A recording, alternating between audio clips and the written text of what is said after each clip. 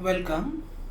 আজকের এই ভিডিওটা তাদের জন্য বানাচ্ছি যারা first year WBSU, first same অথবা অন্য কোনো বিশ্ববিদ্যালয় হলেও হতে পারো, যারা হিস্ট্রি অফ ইংলিশ লিটারেচার এর উপরে পরীক্ষা দিতে চলেছে এবং লং কোয়েশ্চেন্স আনসার করতে হবে, এবং হয়তো তোমরা ভাবছো যে কিভাবে এটার উত্তর করবে। হিস্ট্রি থেকে যে ধরনের প্রশ্ন, লং কোয়েশ্চেন, এসে টাইপ কোয়েশ্চেন যেগুলো করা হয়, তাতে মূলত 3 ধরনের টপিক জিজ্ঞেস করা হয়। খেয়াল করে দেখবে, হয় একটা পার্টিকুলার জনরা বা লিটারারি ফর্ম, যেমন ধরো রেস্টোরেশন কমেডি অফ ম্যানার্স কিংবা নভেল অ্যাজ আ ফর্ম এরকম, অথবা কোনো পার্টিকুলার লিটারারি মুভমেন্ট, যেমন ধরো রোমান্টিক লিটারারি মুভমেন্ট কিংবা মডার্নিজম। আবার হয়তো কোনো অথর, কোনো পার্টিকুলার লেখককে ডাইরেক্টলি মেনশন করে দিল, উল্লেখ করে দিল এবং বলল যে এনার সম্পর্কে, এনার অবদান সম্পর্কে লেখো। এখন এই 3টে ধরনকেই আমরা যদি বলি কোয়েশ্চেনের টপিক, তাহলে তোমাকে একটা টপিক দেওয়া হলো এবং এই টপিকটা নিয়ে তোমাকে বলতে হবে তুমি উত্তরটা কিভাবে ফর্ম করবে, কিভাবে উত্তরটা বানাবে, কিভাবে উত্তরটা লিখবে, কিভাবে লিখলে উত্তরটা ভালো হবে। That is our topic of discussion today. এবার প্রথমে তোমাদের আমি স্টেট ইউনিভার্সিটির হিসেব যদি ধরে বলি, তাহলে তোমাদের রয়েছে 400 শব্দ অ্যাপ্রক্সিমেটলি, এবং আমি বলবো, সাজেস্ট করব যে কম লিখো না। অধিকাংশ শিক্ষকই কিন্তু কম লেখাটা, যে ওয়ার্ড লিমিট তোমাকে দেওয়া হয়েছে তার থেকেও কম লেখাটা, কারণ সাহিত্যে কম লেখার জায়গা খুব একটা থাকে না, ছিল না। খুব রিসেন্টলি এই ওয়ার্ড লিমিট জিনিসটা ইন্ট্রোডিউস করা হয়েছে, এবং আমরা যারা পুরনো দিনে পাশ করেছি বা যারা এখনও যারা পড়াচ্ছেন, তাদের মধ্যে অনেকেই কিন্তু এই জিনিসটা, এই যে কম লিখে কোনো রকম একটা পয়েন্টস বলে চলে গেলাম, এইটা তাদের খারাপ লাগে। সুতরাং তোমাকে 400 ওয়ার্ড যদি বলা হয়ে থাকে, তুমি কখনোই চেষ্টা করবে না যে সেটা 350 হয়ে যাক। তুমি চাইবে অন্তত 400 সেখানে দিতে, ঠিক আছে? অন্তত 400 সেখানে দিয়ে আসতে, এটা তুমি চেষ্টা করবে। তার জন্য তুমি তোমার স্পিড বজায় রাখা, প্র্যাকটিস করা, এগুলো তুমি করবে। লেখার ক্ষেত্রে প্রথম যে জিনিসটা দেখা হবে সেটা হচ্ছে কারেক্টনেস অফ ল্যাঙ্গুয়েজ। দ্বিতীয় যে জিনিসটা দেখা হবে সেটা হচ্ছে কারেক্টনেস অফ কনসেপ্ট এবং যে ইনফরমেশনগুলো তুমি দিচ্ছ। আর তৃতীয় যে জিনিসটা দেখা হবে সেটা হচ্ছে তুমি কতটা ইমপ্রেস করতে পারছো, তোমার রাইটিং স্টাইল কতটা ইমপ্রেসিভ, সেটার উপরে নির্ভর করবে তুমি এক্সট্রাঅর্ডিনারি বা এক্সেলেন্ট গ্রেডের নম্বর পাবে কিনা। কাজেই প্রথম থেকে কখনো ওই আমি লিখলে বাজে হবে অন্যের লেখা মুখস্থ করে, এবং ওই সেটা করতে গিয়ে, মুখস্থ করতে গিয়ে স্পেলিং ভুল করা, সেন্টেন্সটা বুঝিনি কিন্তু মুখস্থ করেছি, ফলে অর্ধেক সেন্টেন্স বেরিয়ে গেছে, এক লিখতে আর এক লিখে এসছি, এমনটা না হওয়া। কারণ কারেক্টনেস যেন, ওইখানে যদি তোমার গন্ডগোল থাকে, যদি তুমি যেটা লিখে আসছো সেটা কনসেপচুয়ালি বা গ্রামাটিক্যালি ইনকারেক্ট থাকে, সেটা কিন্তু নেগেটিভ মার্কিং খাবে, সাংঘাতিকভাবে নেগেটিভ মার্কিং খাবে। সুতরাং তোমার প্রথম কর্তব্য হচ্ছে যা লিখবো কারেক্ট লিখবো। যখন তোমার কারেক্টনেস অ্যান্ড স্পিড এই দুটো জিনিস তোমার দখলে আসছে, তখন তোমার উদ্দেশ্য হবে আরও ভালো, আরও সুন্দর, আরও অ্যাট্রাকটিভ, আরও ইমপ্রেসিভ কী করে লেখা যায়। এবার আমরা মূল বক্তব্যে আসি, মূল প্রসঙ্গ, যে এই ধরনের উত্তর তোমরা কিভাবে লিখবে। আমি যেটা বলবো, প্রথমে ধরো তোমাকে একটা টপিক দেওয়া হয়েছে, সেই টপিকটা হতে পারে একটা জনরা, যেমন বললাম রেস্টোরেশন কমেডি অফ ম্যানার্স, কিংবা একটা মুভমেন্ট, যেমন ধরো লিটারারি মুভমেন্ট, একটা রোমান্টিক মুভমেন্ট ধরো এক্সাম্পল, কিংবা ধরো তোমাকে বলা হলো একজন পার্টিকুলার অথরের নাম বলে দেওয়া হলো, দিয়ে বলা হলো এনার সম্পর্কে লেখো, ধরা যাক চার্লস ডিকেন্স। তোমার প্রথম কাজ হচ্ছে এটা বোঝা যে এটা কোন এজ, কোন সময়, সেই সময়টাকে নির্দিষ্ট করে বলা, যথাসম্ভব সাল ধরে। এবং এক্ষেত্রে তোমাদের একটা কনফিউশন হয়তো হতে পারে, তুমি হয়তো 2-3টে বই পড়েছো এবং 2-3টে বইয়ের ক্ষেত্রে তোমার হয়তো সাল নিয়ে একটু কনফিউশন হয়েছে, কারণ এক একটা বইতে এক এক রকম সাল রয়েছে, হতে পারে। ঘাবড়ে যাওয়ার কিচ্ছু নেই। আমাদের কাছে আমাদের হিস্ট্রি অফ লিটারেচারে সাল কিন্তু ইতিহাসের মতন ওরকম, যেহেতু এটা রাজত্বকাল হিসেবে হয় না, কোনো পার্টিকুলার যুদ্ধ, কোনো পার্টিকুলার রাজত্বকাল হিসেবে যেহেতু এটা হয় না, সেই জন্য এটা সবসময় ওরকম ফিক্সড থাকে না, ঠিক আছে? ফলে এটা অ্যারাউন্ড এই সময় এটা বলা যায়, অসুবিধা নেই। কয়েকটা সাল হয়তো ফিক্সড, যেমন রেস্টোরেশন 1660 থেকে শুরু হচ্ছে, এটা ফিক্সড। কিন্তু সমস্ত সালের ক্ষেত্রে যেখানে তুমি কনফিউজড, ঘাবড়ে যাওয়ার কিচ্ছু নেই। তোমার যদি মনে হয় যে তুমি ঘাবড়ে যাচ্ছ, তাহলে তুমি মেনশন করে দেবে যে WJ লংয়ের বইতে অ্যাকর্ডিং টু WJ লং এই এজটা এই সময় থেকে এই এজ, কিংবা অ্যাকর্ডিং টু এডওয়ার্ড অ্যালবার্ট এই এজটা এই সময় থেকে এই সময়। ভালো কথা। প্রথমে তুমি টাইমটা, হিস্ট্রিতে তার সময়কালের মধ্যে, তার টাইম লাইনের মধ্যে সেটা কোথায় বিলং করে, যে টপিকটা তোমাকে জিজ্ঞেস করা হয়েছে সেই টাইমটা তুমি মেনশন করলে প্রথমেই। এবং মেনশন করে তুমি যেটা করবে সেটা হচ্ছে কনটেক্সচুয়ালাইজ করবে তোমার টপিকটাকে। কনটেক্সচুয়ালাইজ মানে এই যে টপিকটা তোমাকে জিজ্ঞেস করা হচ্ছে, এটা কোন প্রেক্ষিতে এই জিনিসটা আসছে, কোন সময়ের প্রেক্ষিতে। রেস্টোরেশন কমেডি কখন আসছে? অবশ্যই রেস্টোরেশন পিরিয়ডে। সেটা কি, মানে শুধু নাম বললে তো হয় না। আমি যদি তোমাকে তোমার শুধু নামটাই বলি, তাহলে তো তুমি মানুষটাকে চেনা যাবে না। তাহলে আমাকে তার বৈশিষ্ট্য বলতে হবে, যে এই হলো তার নাম, রেস্টোরেশন পিরিয়ড, এইবার এর বৈশিষ্ট্য কি।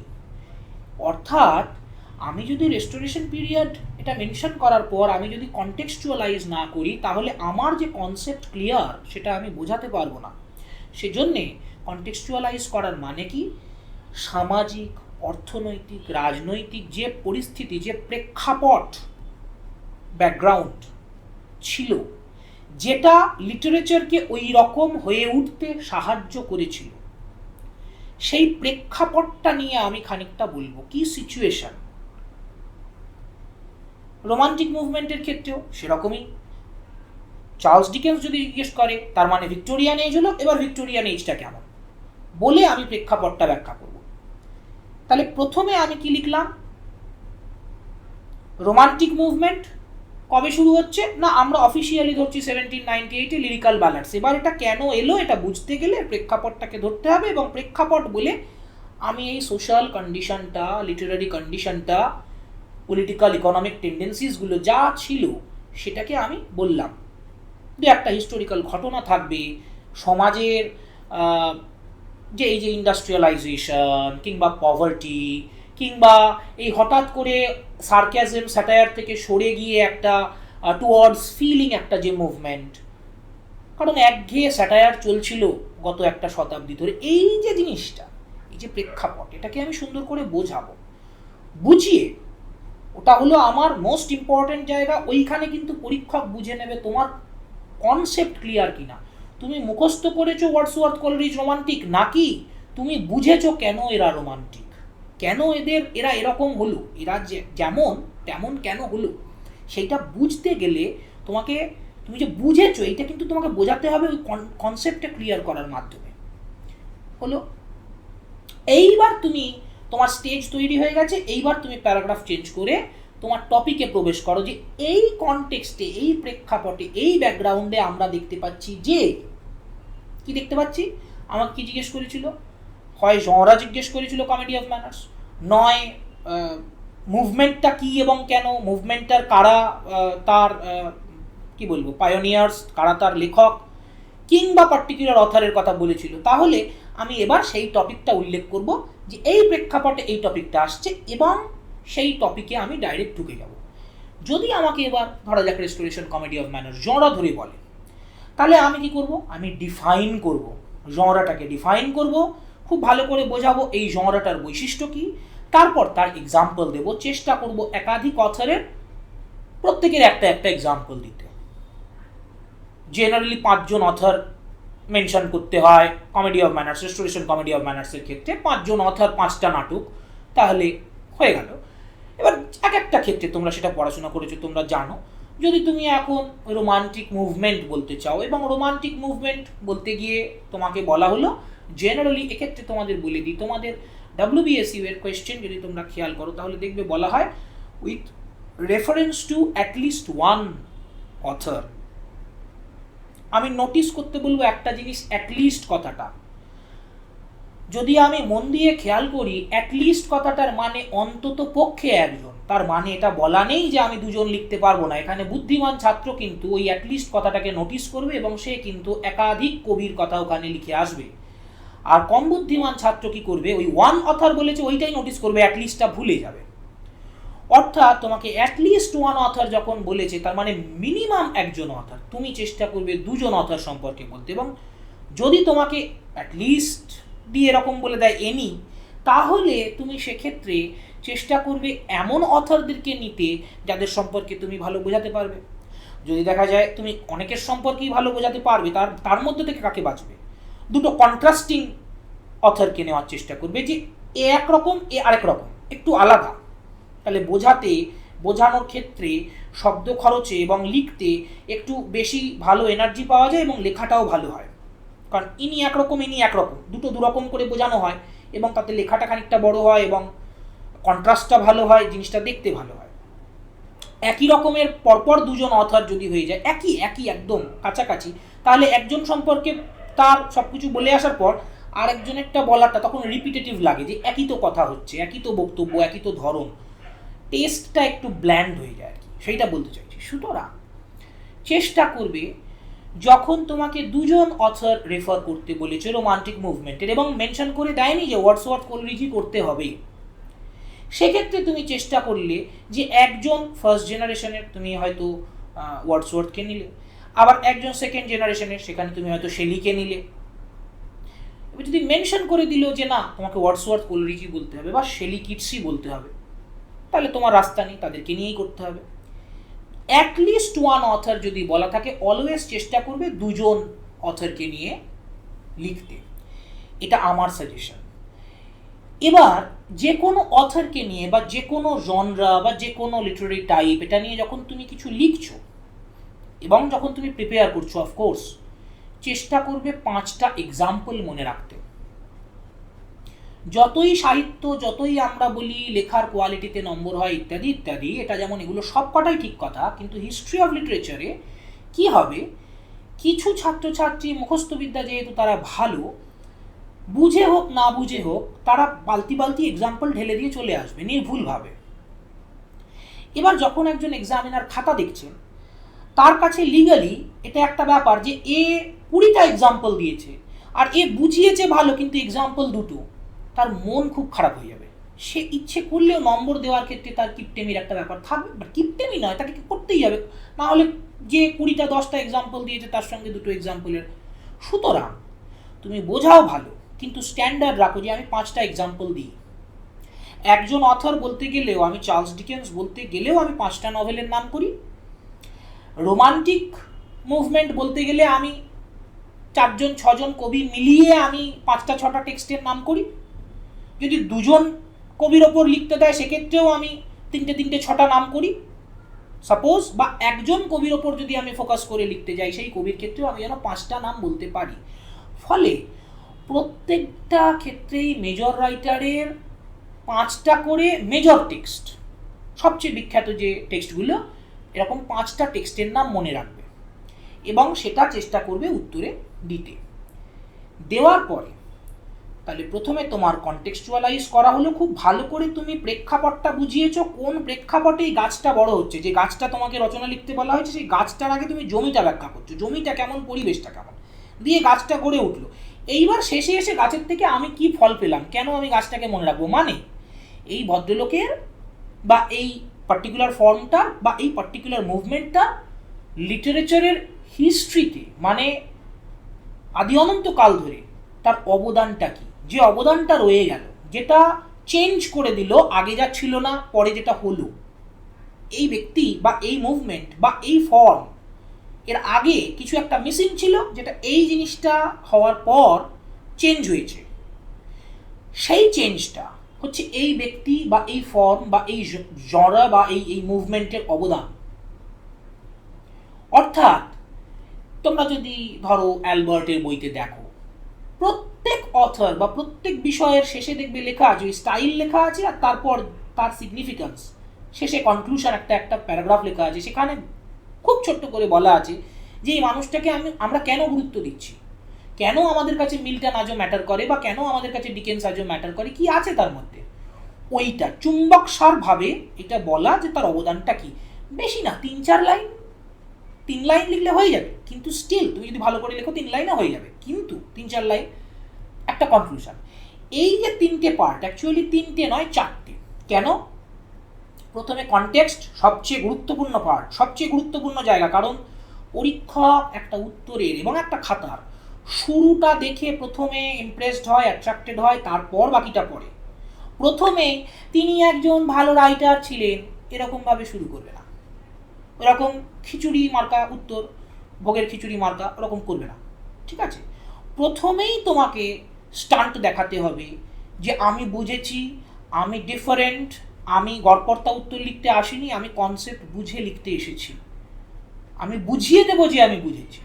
তাহলে কনটেক্সচুয়ালাইজ করলে, কনটেক্সচুয়ালাইজ করেই অথর বা টপিকে ঢুকে গেলে, এবার টপিক যদি হয় তাহলে তোমাকে ক্যারেক্টারিস্টিক্স বা ডেফিনিশনে যেতে হচ্ছে, তারপর এক্সাম্পলসে আসতে হচ্ছে। তাহলে দুটো প্যারাগ্রাফে তুমি ওটাকে বা দুটো মনে মনে দুটো অংশে ভাঙলে, ফার্স্ট কনটেক্সট, সেকেন্ড যেটা সেটা দুটো অংশে ভাঙা হলো। যদি তুমি দুটো অথর নিয়ে লেখো তাহলে ছোটো ছোটো করে দুটো অথরের দুটো পার্ট হলো, দিয়ে একটা কনক্লুশন হবে। এই কনক্লুশনে বলা হবে এই যে আমি গোটা জিনিসটা লিখলাম, ওই কনটেক্সট আর এই টপিকটা কিভাবে ওই কনটেক্সটে এসে একটা চিরস্থায়ী অবদান রেখে গেছে, যেটা আজও ম্যাটার করে। এই বক্তব্যটা পেশ করতে হবে। এই জিনিসটা একটা ফর্মুলায় ফেলে তুমি যা যা কনসেপ্ট এতদিনে বুঝেছো তুমি সেটাকে তৈরি করো, এবং সেটাকে তুমি সময়ের ভিত্তিতে প্র্যাকটিস করো। সময়টা কিভাবে করবে আমি বলে দিচ্ছি। তোমার যে প্রশ্নে যত নম্বর, একদম মানে পাতি হিসেবে বলছি, একদম অ্যাকিউরেট এটা সমস্ত ক্ষেত্রে একটু এদিক ওদিক হয় আমি জানি, বাট মনে রাখার সুবিধার্থে বলছি, যত নম্বর একটা প্রশ্নে আছে ইনটু 2 মিনিটস। যদি 10 নম্বর থাকে 20 মিনিটে প্র্যাকটিস করতে হবে, যদি 15 নম্বর থাকে 30 মিনিটে প্র্যাকটিস করতে হবে। এবার তোমরা ক্যালকুলেশন করে দেখবে যে তোমার 10টা অবজেক্টিভ কোয়েশ্চেন আছে, ওখানে সময়টা হয়তো একটু কম লাগতে পারে, বা তোমার 5 নম্বরের যে প্রশ্নগুলো আছে সেগুলো তুমি ভালো প্রিপেয়ার করেছো এবং তোমার ওয়েল প্রিপেয়ার্ড, যেহেতু তুমি কনফিডেন্ট যে ওতে তোমার কত সময় হয়ে যাবে, সেক্ষেত্রে তুমি সেভাবে ক্যালকুলেশন করতে পারো। আর সব সময় আমার পরীক্ষার ক্ষেত্রে যেটা সবচেয়ে বড় সাজেশন, আমি অনেক ভালো ছেলে মেয়েকে দেখেছি, ভালো কনসেপ্ট বুঝেছে, ভালো পড়াশোনা করেছে, কিন্তু পরীক্ষার সময়ে ম্যানেজ করতে পারেনি সময়। আমি নম্বর দিয়ে মানুষকে যাচাই করি না বা বিচার করি না, কিন্তু দুনিয়া করে।